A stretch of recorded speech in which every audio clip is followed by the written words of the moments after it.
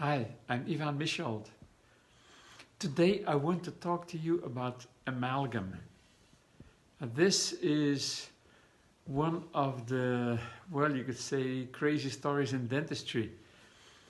Can you imagine that amalgam is a mixture of mercury and silver? And on the website of the World Health Organization, until a few years ago, I haven't looked at it recently, it said mercury is the most toxic substance on Earth, the most toxic non-radioactive substance on Earth. So that means it's somewhere in the neighborhood of arsenic and things like that. Extremely toxic. Now, can you imagine that for decades dentists have been filling our teeth with this mixture, which forms a substance that we call an amalgam, which means two substances kind of fused together. But it has been proven, and I cannot do it in this video, but I will show you images of how the mercury vapors leach out for decades, definitely more than 50 years after an amalgam filling has been done. How that came to be and why we were still using these amalgam fillings until recently, and how now millions and millions of these amalgam fillings are still in people's teeth and will be for the next few decades, is just remarkable. And I guess, you know, this 3-minute or so movie will not be long enough to allow me to tell you the whole story. But it has been known for over 100 years that mercury is very toxic.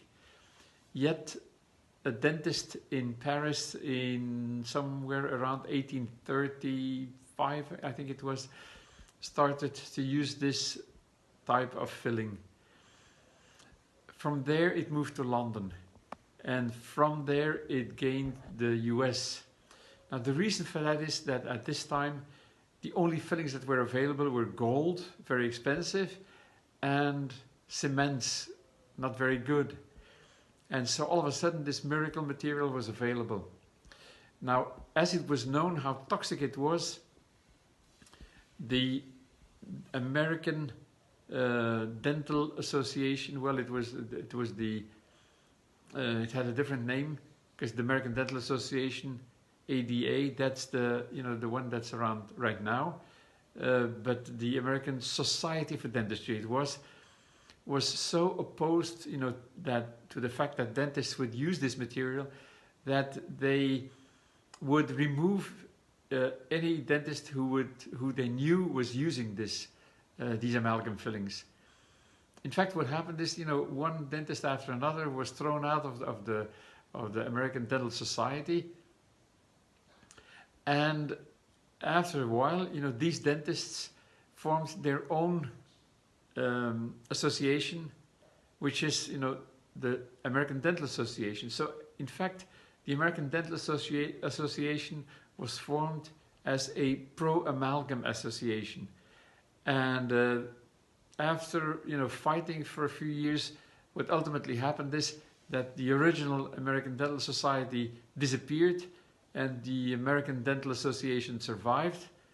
And since it was born out of the pro-amalgam movement, it stayed pro-amalgam for the next 100 years until now, you could say. But now, the use of amalgam has become obsolete.